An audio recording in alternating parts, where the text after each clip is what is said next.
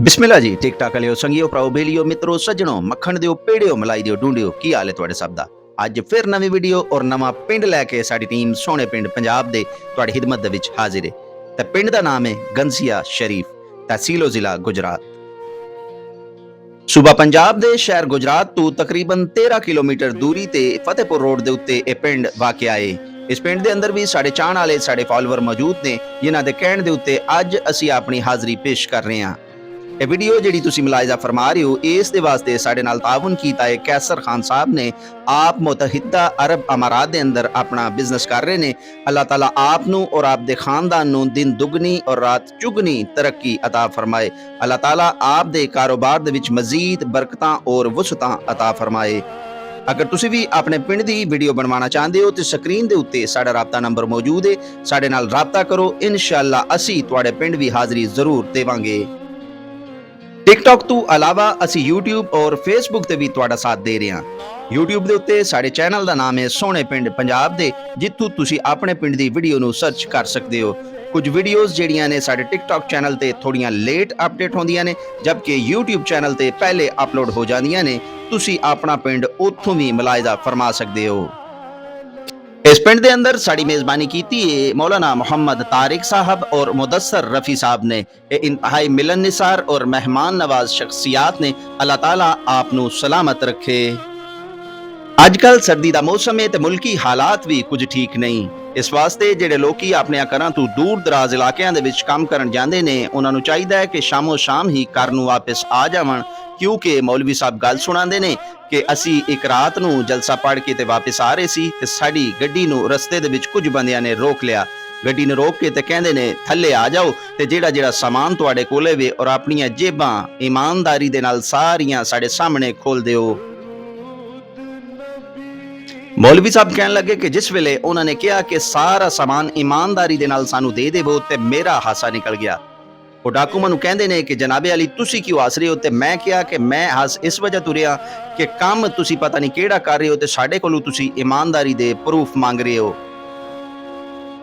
मौलवी साहब कहन लगे जिस वक्त असी अपनियां जेबां खाली करके ते उन्हां नू दे दित्तियां ते उन्हां दे विचों एक बंदे ने सानू पहचान लिया और आपस दे विच कहन लगे ते ए मौलवी साहब ते टिकटॉक दे उत्ते और फेसबुक ते भी आमदे ने। सानू पहचान के ते उन्हां सारा सामान साडे सारे पैसे सानू वापस कर दिते।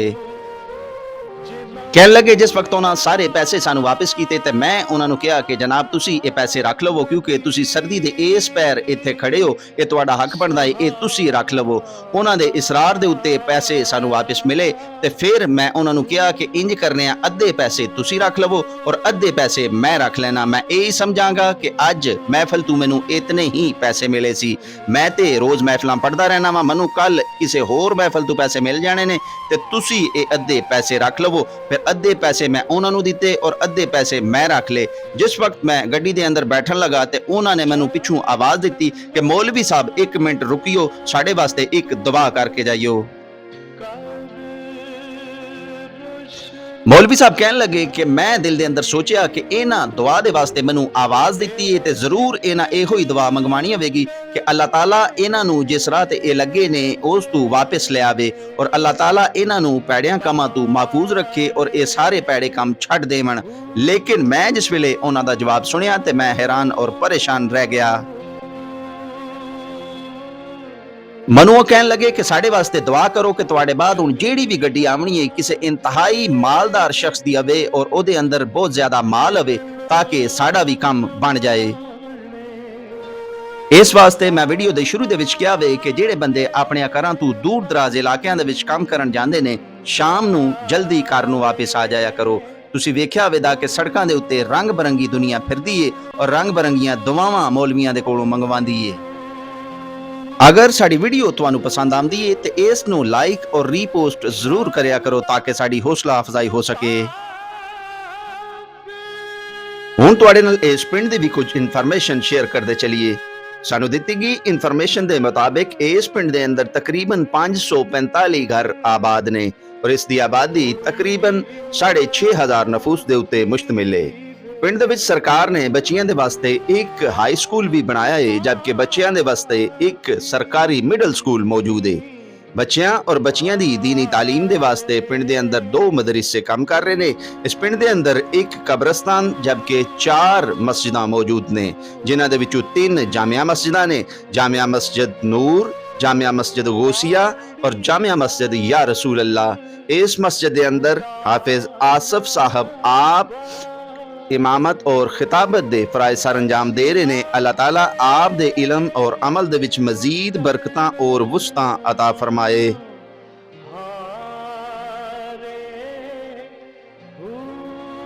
नासर जनरल स्टोर इस पिंड दा मशहूर शॉपिंग सेंटर है, जित्थों जरूरियात जिंदगी दियां तकरीबन तमाम चीज़ां बा आसानी मिल जांदियां ने।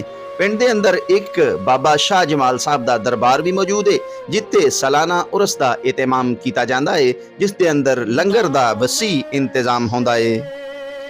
इस पिंड दी मशहूर सियासी और समाजी शख्सियात विच शामिल ने Abdul Razzaq Saleemi sahib, Mohammad Khan advocate, Chaudhry Mohammad Khan Paswal, Jafar Khan councillor, Mir Nazir Ahmad, Nasir Khan sub inspector, Chaudhry Saifullah नंबरदार, चौधरी हसन अख्तर नंबरदार, खलील भट्ट साहिब, डॉक्टर सऊद अहमद, मास्टर रफ़ी साहिब, औरंगजेब मंज साहब और शेर अकरम नंबरदार साहिब।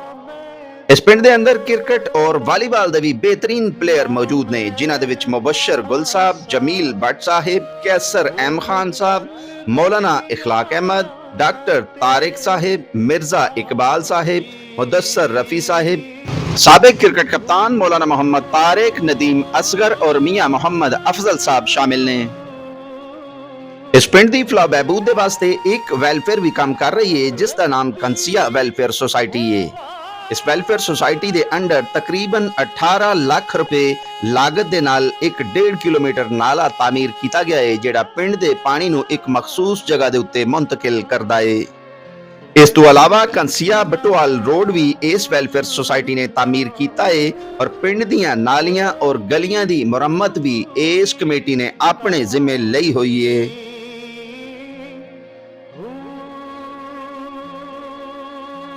गंसिया वेलफेयर सोसाइटी ने अपने पिंड नू सैलाब दियां तबाहकारियां तू महफूज रखने दे वास्ते सैलाबी गुजरगाह दे उत्ते एक पुल भी तामीर कीता है, जिस दे उत्ते तकरीबन 7 लाख रुपया लागत आई है, ताकि सैलाबी पानी नू एक आसान रास्ता फराम किया जाए और पिंड दे विच दाखिल होने तू बचाया जा सके। सामने तुसी इंतहाई खूबसूरत मस्जिद दा नज़ारा कर रहे हो, जिसका नाम जामिया मस्जिद या रसूल अल्लाह है। इसके अंदर इमामत और खिताबत दे फराइज सर अंजाम दे रहे ने हाफिज आसिफ साहब। अल्लाह ताला आप नू सलामत रखे। ए पिंड नेजाबाजी और घुड़सवारी नू पाकिस्तान दे विच प्रमोट करने दे वास्ते भी भरपूर किरदार अदा कर रहा है।